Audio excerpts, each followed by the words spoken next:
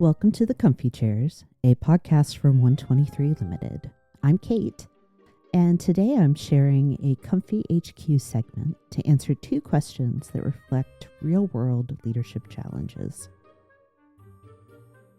We're looking at finding time for learning and balancing performance and leading. So if you've ever felt stretched thin, unsure how to keep growing, or wondering where leadership fits into your daily responsibilities, this episode is for you.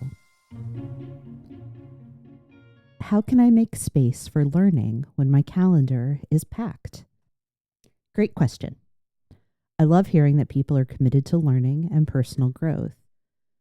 And it is challenging to make it work when you're hyper-scheduled.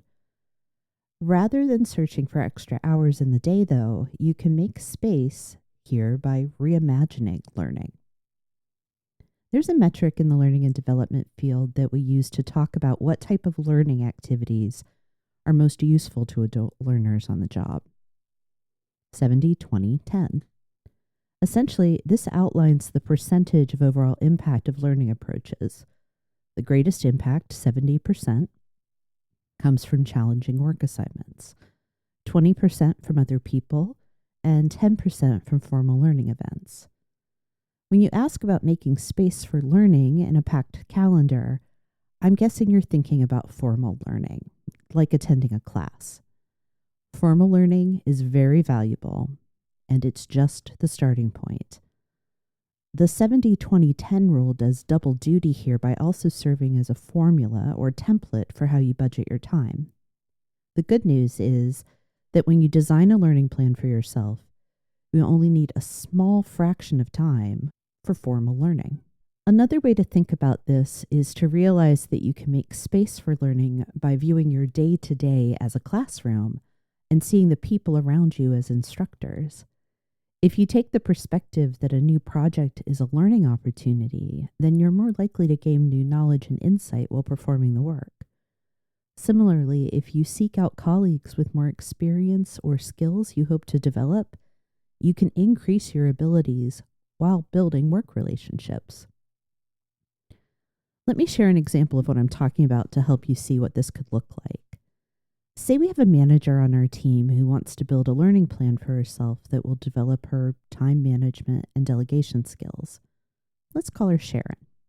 Like many of us, Sharon has limited time and a very small budget for learning and education, so she contacts a coworker in the training department for some guidance.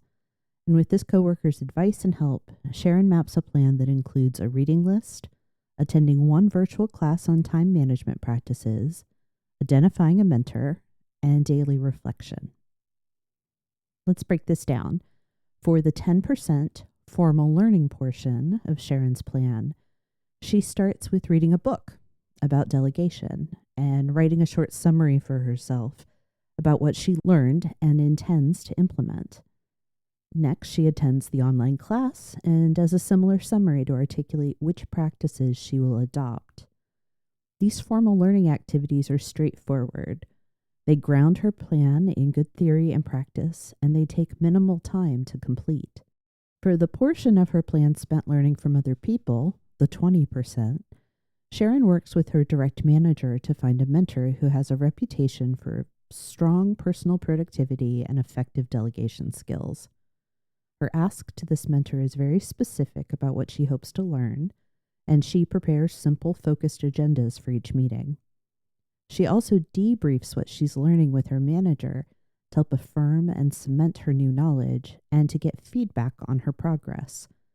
Sharon is using time with her manager that is already scheduled, and while the mentor meetings are in addition to her schedule, they often meet over lunch or before the workday begins for breakfast.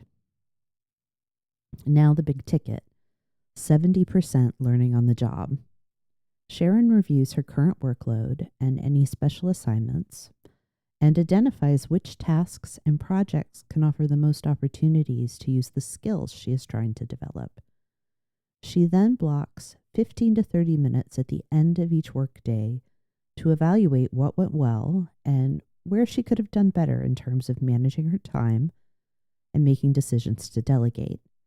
She keeps a journal for this activity to record lessons learned to document wins and misses, and to track her learning progress. At least once a month, she reads her most recent entries to assess what she's learned and set a fresh intention for the coming month. While some people, like Sharon, like myself, may prefer to write these journal entries by hand, it's also possible to type or even voice record the daily reflection. And while this is a daily commitment, the total time spent is going to be typically less than 10 hours each month. In this example, the bulk of Sharon's effort goes toward extracting lessons from her day-to-day work and interactions. Rather than adding learning events to her calendar, she transforms her time into an ongoing learning experience. With a fresh perspective, you can do the same. How can I balance being a high performer with leading others effectively? Isn't it interesting that these are seen as opposing priorities? It says a great deal about the structure of the workplace and reflects how we prepare or fail to prepare people for leadership. And I'll talk more about that in a minute, but I want to start by reframing this question. Your effectiveness as a leader is the measure of performance. Leading is the work, not the extra assignment or other duties as assigned. It's not a balancing act. It's about changing your understanding of high performance when you become a leader. This is one of the problems we face in the modern workplace. People leaders, especially middle managers, have so many responsibilities that their core work, leading people, often gets put on the back burner or shuffled to the end of the to-do list. I personally think this is one of the main reasons we are experiencing losses in engagement, retention, and other measures of the employee experience. My first full-time job was in retail. I remember one day realizing that I had the wrong attitude about what I viewed as customers interrupting me on the sales floor. I thought they were disrupting my work when, in fact, they were my work. The other tasks were what I did between moments of doing the job of serving customers. Unfortunately, this is the same flawed approach to people leading we see these days. Employees aren't an interruption of a leader's job. They are the job. We've ended up with the backwards attitude to leadership, though, because there is very little training to become and be a frontline manager. Gallup's most recent State of the Global Workplace report indicated that only 44% of managers say they have received training.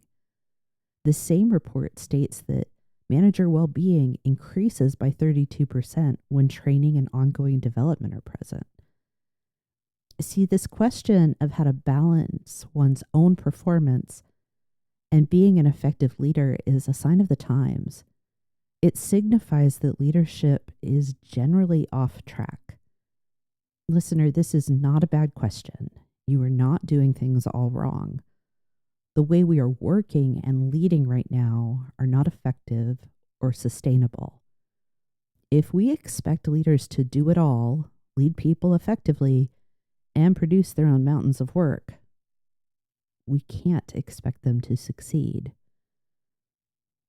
So I don't want to leave you with despair and worry. I do think there is a way to find a little balance and sanity despite our current state of affairs. You are likely a leader because of your track record of high performance. This means you have skills and abilities that you can translate into leading effectively. So I encourage any leader who feels stuck between achieving their own results and getting great results with a team to try this. First, do a simple self-audit. Ask yourself what your strengths are and what work you do best and enjoy the most. Next, audit your team in the same way. Identify each employee's strengths and expertise. And this doesn't have to be complicated. Make a simple list. Third, assess the full team's workload, including yours. Again, this can be a simple list of tasks and responsibilities your team performs. Identify which parts of the work are role specific, like things that can only be completed by a manager or jobs that require certain training or licensure. And then the fun part, play a matching game. For each piece of the full workload that isn't role specific, match a strength to the task. Use this matchup to reimagine assignments, provide stretch opportunities, and engage your team in using their strengths. Why does this approach provide balance? Well, for one, it lets you take a holistic view of your work and your team's abilities. It allows you to synthesize your responsibilities and your leadership. And it moves you closer to what leadership really is, not an add-on, but the heart of your role. That's all for this comfyHQ installment of the Comfy Chairs. Thanks for listening. And if you've got a question you'd like me to explore on a future episode, I'd love to hear from you. You can send it my way using the link in the show notes. And if this episode gave you a clearer view of the kind of leader you want to be, I'd love to invite you to subscribe to my newsletter. You'll find a link in the show notes for that too. Next week, I'll be back in the comfy chairs with a conversation about critical thinking. See you then.